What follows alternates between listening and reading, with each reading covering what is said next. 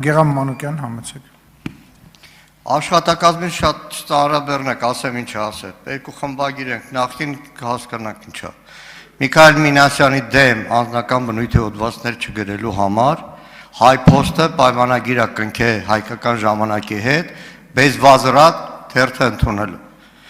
Բայց մի բան ասեմ, էլի։ Լավ անում Նիկոլ Փաշինյանը։ Այդ խմբագիրով կհասկանան ինչա։ Անվերադարձ, բայց լավ անում Նիկոլ Փաշինյանը։ Այն բոլոր նախկին պաշտոնյաները, որ ժամանակին իրանց դեմ չգրելու համար խելոք համաձայնվել են Նիկոլ Փաշինյանի հետ, ու այսօր ձեն չեն անում 1000 տեսակ պատճառով, դրա համար էլ կարողանում ասել ծրարներից խոսա։ Բայց ասածս դա չի, գիտեք, ստեղ կարակ այդ մինչև ելույթ էիք ունենում հայ առաքելական եկեղեցու մաքրության այդ հոդվածը չէի կարդացել։ 20-ական թվականներ բոլշևիկները աղանդավորական շարժում են սարքում, որպեսզի եկեղեցին մաքրել, զտել, դարձնել իսկական քրիստոնեական տաճարներ, որտեղից ամեն սիրուն բառեր։ Տիկին Արփինե Սարգսյան ջան, իրար լավ աշխատանքային հարաբերություն ենք։ Այստեղ որ այդ հեզասա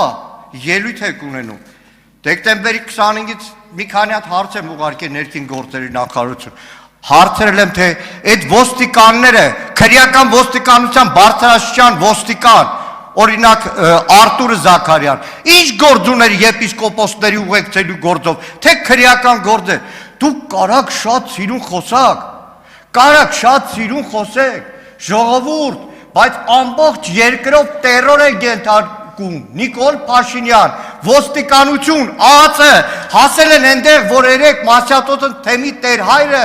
ստիպված է հայտարարություն արել, այսօր նորից ասելա, որ արտաքին ճնշման ազդեցության տակ եմ արել հայտարարություն, ինչքան է սիրուն խոսեք, վաղը այդ ամեն ինչը պարզվելու է, ամբողջ ԱԱՑ-ն դուք զբաղացրել եք եկեղեցի դեմ պայքարով, ինչքան էլ Հարցին կպատասխանի Մանուկյան, անջատացա վարչախոս։ Հարցին կպատասխանի վարչապետ Նիկոլ Փաշինյան։ Շնորհակալ եմ պարոն Մանուկյան հարցի համար։ Այդ որ ասում եք բեզվազվրատ թերթը վերցրել են, նախ Հայաստանի Հանրապետությունում եղել է թերթի վաճառքի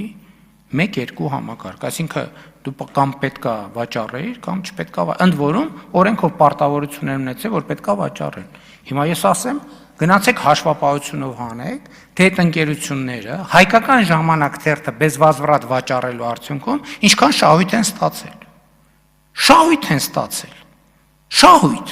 որովհետև հայկական ժամանակ թերթը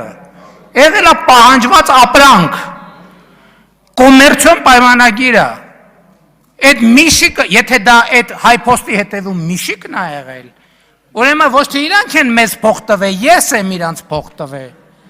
Այսինքն իրանց հնարավորություն եմ տվել, որ մեր արտադրած որակյալ ապրանքը վաճառեն եւ խեղճեր 2 կոպեկ ստանան, որ դուք կապ չունեք, որովհետեւ ձեր տպած թերթը ոնց որ մնացել է պահեստներում, նենց էլ դուք պարզ է որ կապ չունեք, որովհետեւ դուք 90-ականներից հետո կոնկրետ ձեր խմբագրած թերթից օրը 30 հատ կարող կամ վաճառվեր կամ չվաճառվեր։ Իհարկե դուք կապ չունեք։ Դուք ոչ մի բանի հետ կապ չունեք։ Պարոն Եղոյան։ Ինչ վերաբերվում է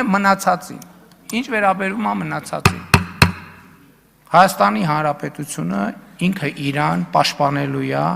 օտարի երկրյա KGB-ի գործակալներից եւ այդ օտարերկրյա ազդեցության գործակալներից։ Անկախ նրանից իրանք քաղաքական գործի փոխկապի տակ են թաքնված, թե հոգևոր ծառայողի վեղարի տակ են թաքնված։ Հայաստանի Հանրապետությունը իրան պաշտպանելու է։ Հայաստանի Հանրապետությունը ինքը իրան պաշտպանելու է։ Հայաստանի Հանրապետության ժողովուրդը իր պետությանը պաշտպանելու է։ Հայաստանի պետությունը իր ժողովրդին պաշտպանելու է։ Թռնեք վերև, իջնեք ցած, ինչ անեք, դա անխուսափելի բան է։ Սա պետությունը չի կարա այլ կերպ լինի, սա պետությունը եւ պետությունը իր դերում առնելու, բան չի չեք ասում, 2018-ից մեզ ժողովուրդը շշի է սարում, թավիշ, 2021-ին մեզ տվել է պողպատյա մանդատ եւ մենք հնարավորինս փափուկ ձևով մաքսիմալ փափուկ ձևով այդ պողպատյա մանդատը կիրառում ենք, այդում ենք բան ցույց տալիս։ Այդ մանդատը մենք ժողովրդից ստացել ենք եւ ժողովրդը մի բան է դժգոհ է, որ մենք բավարար կոշտությամբ չենք օգտագործում այդ մանդատը եւ ոչինչ, մենք այդ ժողովրդին ասում ենք ժողովուրդ ջան, տեղել ենք ասում, այս պետությունա չենք կարող, ամեն ինչ պետք է լինի պետական տրամաբանության շրջանակներում։ Ինչ վերաբերում է, եթե տենց հայտարարություն է հնչել, թող այդ ընկերությունները իրանց այդ ժամանակների մի միավոր հայկական ժամանակ թերթից ինչքան բան են ստացել։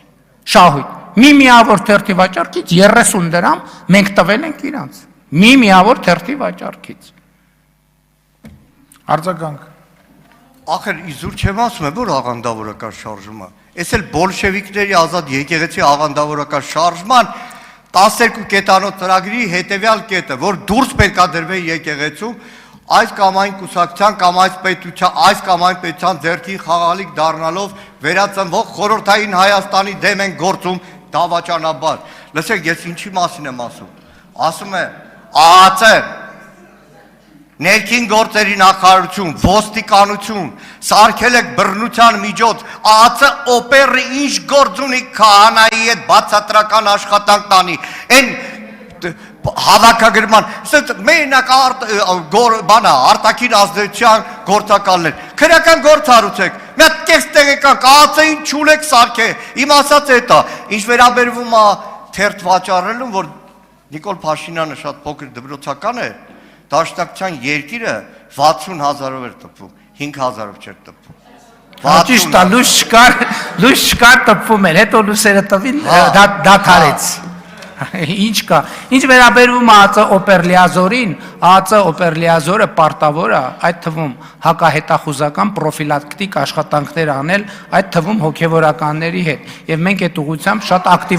շատ ակտիվացրել ենք հակահետախուզական պրոֆիլակտիկ աշխատանքները, որ เป զի այդ թվում մեր հոգևորականներին, ովքեր հայտնվել են մեր գնահատմամբ օտարերկրյա հատուկ ծառայությունների տեսադաշտում, որ เป զի մենք նրանց խորհրդատվություն տանք, որպեսզի նրանք չհավաքագրվեն, իսկ եթե հավաքագրվել են, վերահավաքագրվեն։ Շնորհակալություն։